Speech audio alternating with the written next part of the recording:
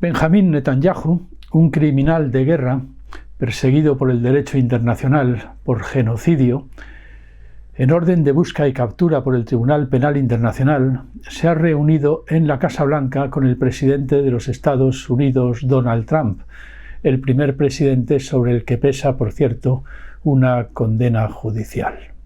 En esta reunión han debido estar pensando y pensando cómo solucionar el problema palestino de la Franja de Gaza y han por fin ideado una solución: construir un parque turístico en la Franja de Gaza, expulsando a 2 millones de palestinos. Parece una broma, parece un chiste, y por eso, como filósofos, en tanto que filósofos, tenemos motivos para pensar que estamos ante una especie de nueva vuelta de tuerca al famoso concepto de la banalidad del mal de Hannah Arendt. Porque desde luego esto de reírse a la cara de 2 millones de personas que no pueden defenderse, que están indefensas y que están sufriendo indeciblemente, es algo que tampoco parece que tenga nada de banal. Como sabemos, Hannah Arendt utilizó el concepto de banalidad del mal para explicar lo que ella llamó el colapso moral de la población alemana durante el periodo nazi, una población que era como si al mismo tiempo supiera y no supiera que se estaban exterminando a los judíos, como si estuviera mirando para otro lado mientras se estaba practicando en realidad, en el fondo, delante de sus narices, un genocidio. En todo ese holocausto, viene a decir Hannah Arendt, no hubo mucha inteligencia ni mucho sadismo. Lo que hubo fue mucha banalidad, mucha rutina. Se exterminaron judíos como se podría haber estado empaquetando tomates. Era una gigantesca cadena de montaje y cada uno formaba parte de una pieza del engranaje, una mínima parte del engranaje. Nadie mataba judíos y, sin embargo, los judíos morían por decenas de millares todos los meses. Incluso Eichmann, uno de los directores de la solución final, nos dice Hannah Arendt, cuando fue juzgado en Jerusalén, así se llama el libro, Eichmann en Jerusalén, declaró que él no había matado a nadie, que él no era más que una pieza de un inmenso engranaje. Lo que ha estado ocurriendo en Gaza, con un efecto de 50.000 muertos por el momento, por ahora, al menos, es sin duda alguna también un genocidio. Como denunció Juan Manuel de Prada desde el minuto 1, no se combate al terrorismo descargando decenas de millares de toneladas de bombas sobre la población civil. ¿Es legítimo que para combatir el ataque de Hamás aplastes entre escombros a miles de personas? Yo creo que no. En esa ratonera que es la Franja de Gaza no ha quedado piedra sobre piedra. Y ahora se dice a la población que tienen un plan. El plan es que se vayan de allí. 2 millones de personas a quién sabe dónde. Esto ya no es la banalidad del mal, porque además todo este genocidio ha sido televisado, se ha visto, hemos visto a los niños mutilados, sin piernas, sin brazos, llorando, desesperados, buscando a sus padres. Les hemos visto morir de hambre, de frío. Hemos visto bombardear escuelas, bombardear hospitales. También hemos visto, por cierto, a los soldados israelitas sacándose selfies muy sonrientes, con su labor de destrucción al fondo mientras hacen estallar edificios. Todo esto ha ocurrido ante nuestros ojos y lo hemos contemplado con mucha impotencia y también con mucha rabia.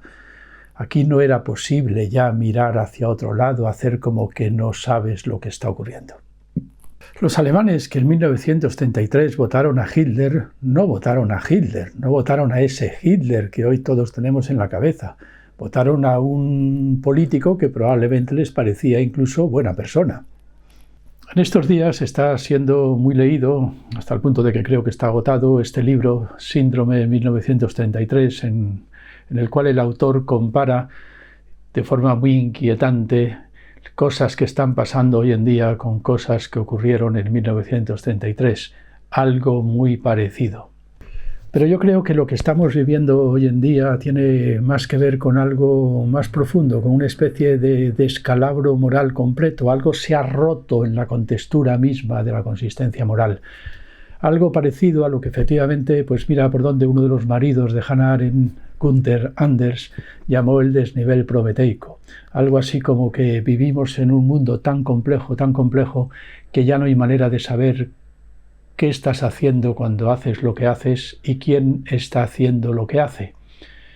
El engranaje es tan complejo, tan inabarcable, que mientras vivimos una vida de gestos completamente cotidianos, mediocres e insignificantes, sin embargo, los efectos que causa la maquinaria en la que estamos introducidos son de una monstruosidad que no nos permite vivir emocionalmente esos efectos. Cuantos más niños revienten en Gaza, más inabarcable emocionalmente nos resulta la cosa. Nos volvemos, como decía Gunther Anders, analfabetos emocionales, y eso nos hace tirar la toalla de la reflexión moral. ¿Y qué es lo que creo que se ha descoyuntado, que se ha desencajado o que sencillamente se ha roto del todo? Bueno, pues esa continuidad entre lo que nosotros consideramos que son nuestras vidas, las decisiones que tomamos en la vida y las cosas que ocurren en el mundo. Hace ya mucho tiempo que lo que ocurre en nuestras vidas tiene muy poco que ver con los motivos por los que ocurren en el mundo unas u otras cosas. Es decir, si lo pensáis bien, lo que se ha roto del todo ha sido la confianza en la democracia. No es que quizás tuviéramos mucha confianza en ella, pero es que se ha roto cada vez más del todo. Lo que hemos logrado establecer como derecho internacional, el compromiso que hemos establecido con el Tribunal Penal Internacional, el compromiso con la Declaración de los Derechos Humanos, dictada y conservada en la ONU desde 1948, todo esto ha sido obra de la democracia. Pero frente al genocidio de Gaza, al secretario general de la ONU, Antonio Guterres, se le ocurrió pestañear y fue sencillamente declarado persona non grata por Israel. La Corte Penal Internacional ha ordenado detener a Netanyahu y ahí está en la Casa Blanca tomando café con Donald Trump. Y el derecho internacional en general es sencillamente pisoteado, queda completamente anulado ante la mera pretensión de desplazar a 2 millones de personas para montar un negocio comercial. Hombre, sí, mira, Benjamín, mira, Donald, nos vendría muy bien tener un resort turístico ahí en Oriente Próximo. Es más, con los 2 millones de personas que tendremos que desplazar de allí para conseguir nuestro resort turístico, quizás podamos utilizarlas como mano de obra en Egipto para construir un cinturón turístico a las orillas del Mar Rojo, empezando por el Sinaí. ¿Qué es esto? Bueno, pues esto es un hombre de negocios, un gran empresario, una persona muy rica, resolviendo una situación. Se ha cerrado un ciclo muy largo que comenzó en los años 80 y que José Luis San Pedro en España, allá por el 15M, llamó la revolución de los ricos contra los pobres. Ya han ganado los ricos y ya finalmente ha ocurrido que el mundo de los negocios ordena y manda. Más allá del derecho internacional, más allá de los dictados de la ONU, más allá de la autoridad del Tribunal Penal Internacional y, por supuesto, más allá, en general, de la democracia. Allá donde haya un buen negocio, apártense los seres humanos. Que ni se les ocurra estorbar.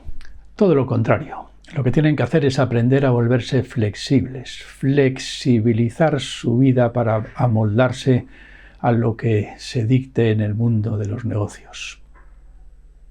Se acabaron todas esas rigideces de los convenios colectivos, del derecho laboral.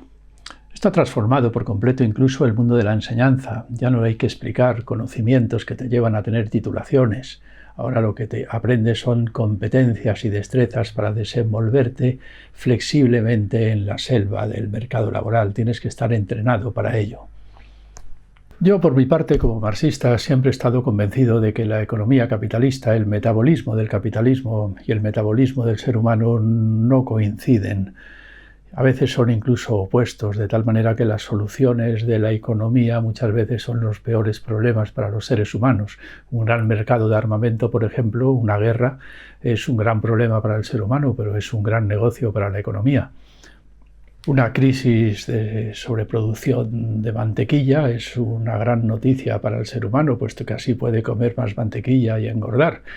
Pero en cambio es un gran problema económico, es una crisis empresarial, que no saben las empresas qué hacer con tanto stock de mantequillas. En los años 80 les dieron de comer a las vacas mantequilla, porque no sabían qué hacer con la mantequilla sobrante. Claro que de eso de que las vacas, que son las que producen la mantequilla, coman mantequilla parece un absurdo, pero es un absurdo humano, no un absurdo económico. De hecho, resultaba que producían mucha más mantequilla todavía, con lo cual había muchas más esperanzas de arruinar a la competencia e imponerte en el mercado de mantequilla. Bueno, yo qué sé. Así funciona la economía capitalista, a su aire. Yo como marxista nunca me creí demasiado eso de que la economía en el fondo estaba conectada con las razones de la democracia. Más bien la vi siempre muy desconectada. Pero cuidado, está en estos momentos ocurriendo algo muy especial. Algo que puede ser incluso más grave de lo que ocurrió en 1933, y es que ya ni siquiera hay ningún interés en guardar las formas. Ni la ONU, ni la Corte Penal Internacional, ni el derecho internacional, ni el derecho laboral, ni los derechos humanos, ni en fin todas las conquistas de la democracia pintan ya una mierda. Nunca quizás han pintado demasiado, pero es que ahora ya, y esta es la novedad, ni siquiera se disimula. ¿Ah, cómo?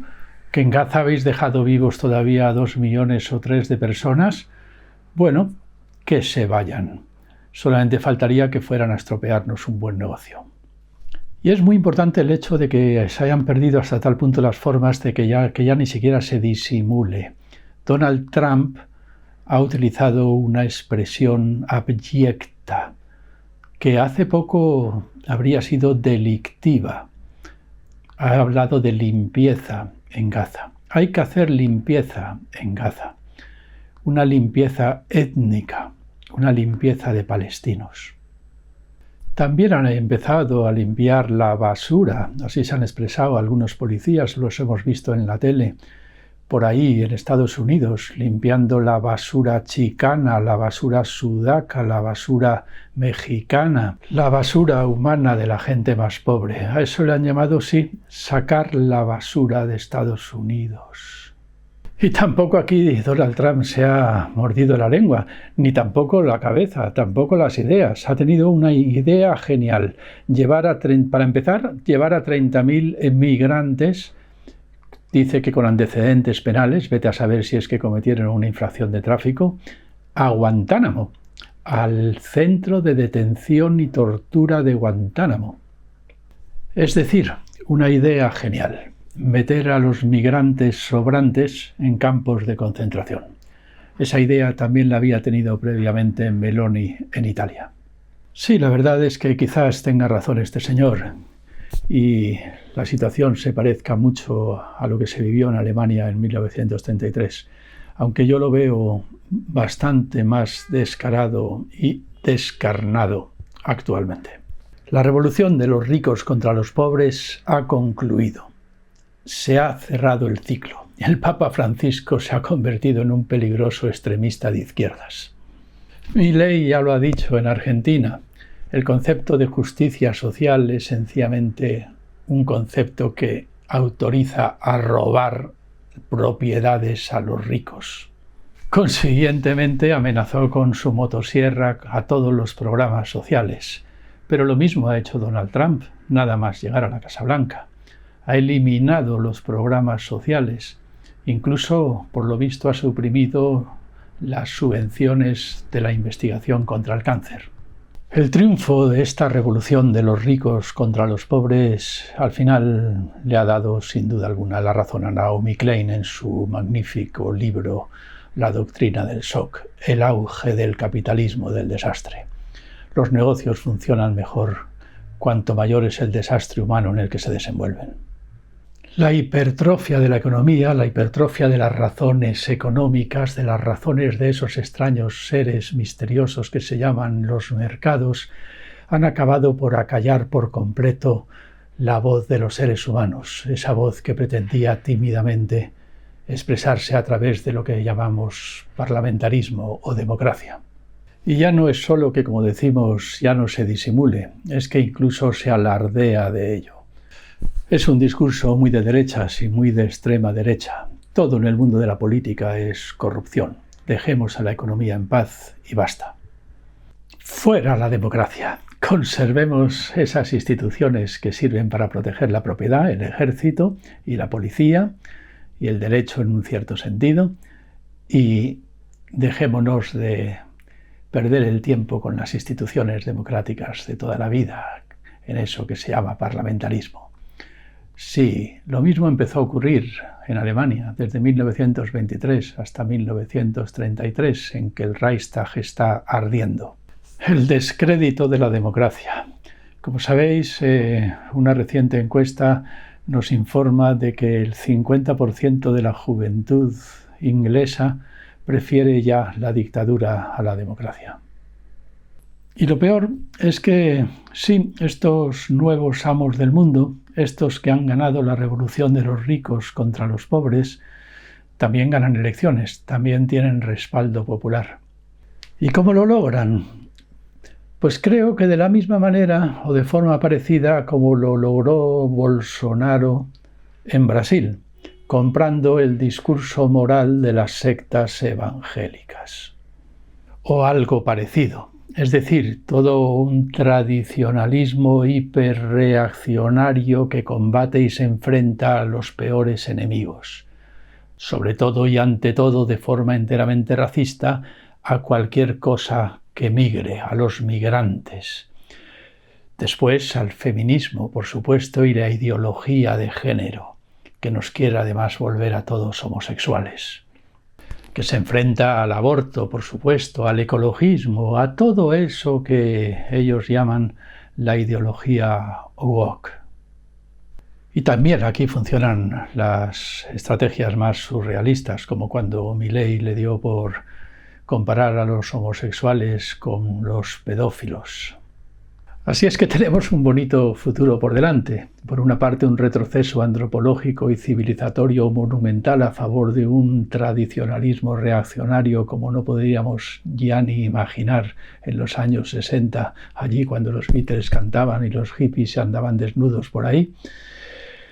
Y por otra parte, una tecnocasta, una monarquía digital, una turboeconomía vertiginosa a la que el futuro mismo se le queda siempre pequeño porque necesita manejar derivados financieros desde no se sabe dónde y para no se sabe dónde.